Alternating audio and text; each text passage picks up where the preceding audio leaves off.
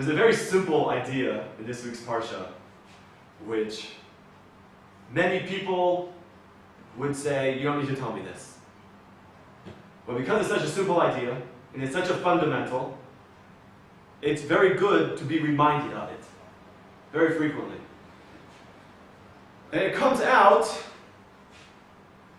in the Parsha, in the part of this week's Parsha, or the first Parsha of this week's Parshas and Parshas Mattos, that speaks about Shevet Reuven and God, and also essentially half of the tribe of Manasseh,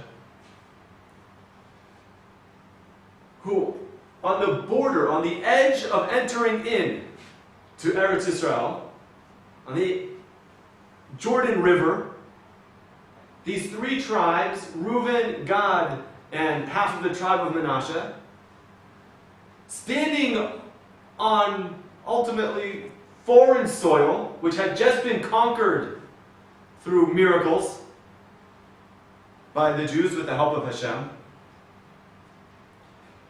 they stop and they realize something. They take an account. They say, hey, look, we people, us, the members of the tribes of Reuben, Gad, and Manasseh, we happen to have a lot of cattle. And the land that we're standing on is prime real estate for people with a lot of cattle. This is great grazing land. So let us make a plea to Moshe Rabbeinu that instead of going into Eretz Israel, we'll settle here on Aver HaYarden, on the Trans-Jordan side of the Jordan River, on the eastern side of the Jordan River. So they go to Moshe Rabbeinu, who tells them, first off, that what you're going to do is going to ultimately destroy the whole plan. The people are going to not, as soon as part of the klal sort of backs out of going into this land to take it over, which is going to be, there's going to be fierce battles. But as soon as you sort of cowered out, drop out of the fight, it's going to break the confidence of the entire nation. So Moshe Rabbeinu makes a deal with them. You're only allowed to go in if you will first go to the front lines and fight with us. Once the entire land has been conquered, you're allowed to go back. That's what Moshe Rabbeinu tells them. But what I want to highlight and focus on here is, after that, the members of these 2.5 tribes approach Moshe. And the pasuk reads, the verse says, Vayikshu elav, they approached him, Vayomru, Gidros tzon nivne lemiknenu, po. We'll build corrals for our cattle, places for them to live. Ve'arim litapenu, and we'll build cities for our children, our families. Rashi points something out here which is amazing. He says, based on the way, the text of their words, when they came to Moshe with this, we see that they had confusion in their priorities. Their priorities were slightly mixed up. How do we see this?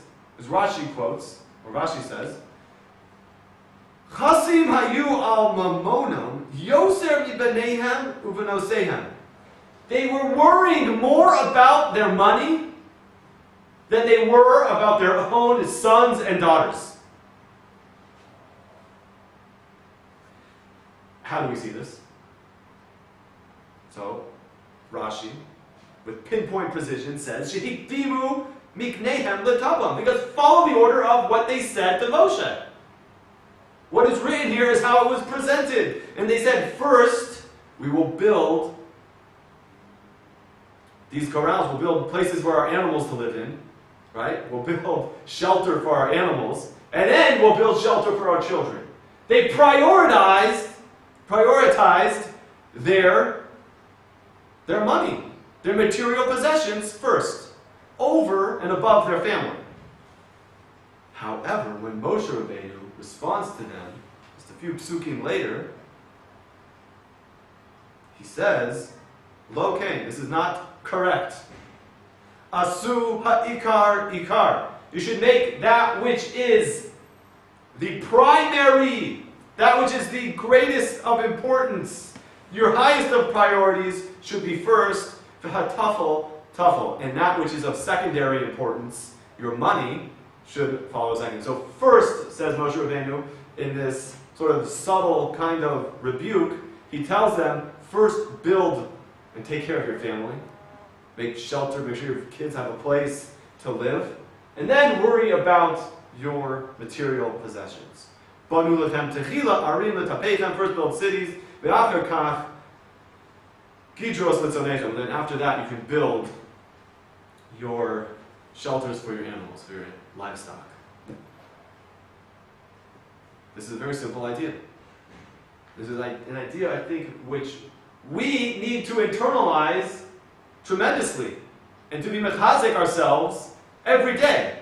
Because I don't think there's one moment, one day that goes by where a person's priorities are not challenged. That which is the most important has to remain the most important.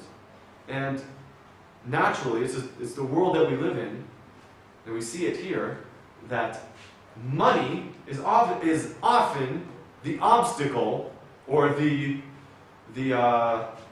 distraction to the ideal, to what should be the ideal. When money gets involved, it can often change one's plan.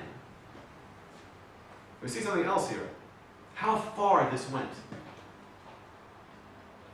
These were people who had been promised that they were going to get the land of Eretz Yisrael. They were taken out of the slavery of Mitzrayim, led through the Midbar miraculously for 40 years, till finally they come to the borders of Eretz Yisrael. And at that last moment, because of their concern for materialism, 2.5 tribes of the Jewish people made a decision which ended up being sanctioned divinely, but still it came from them that they would live outside of Eretz Yisrael. So we see how potent this connection to materialism can be as well. That it can often, not just in terms of our family, which is the connection with our family, that is one of the major relationships of the fabrics of our lives, but in spiritual matters as well. Living in Eretz Yisrael was a spiritual matter. And that also made inroads, that connection, that concern for their money made inroads into their spiritual value system as well. I think this is something that we should consider, and it's very encouraging to see people that come here. There's people that they set aside their time for learning. They're here once a week, and nothing else gets in the way. It's very encouraging to see that. Right? And that is also a tremendous value that is supported and encouraged by the Torah, to be kovei itin b'Torah, right? That is also one of the moments where that is going to be challenged. Right? You set aside your time. How set aside is it? Does anything else get in? But we should have the strength really to keep the ideals and to prioritize accordingly. Wish everybody a great week.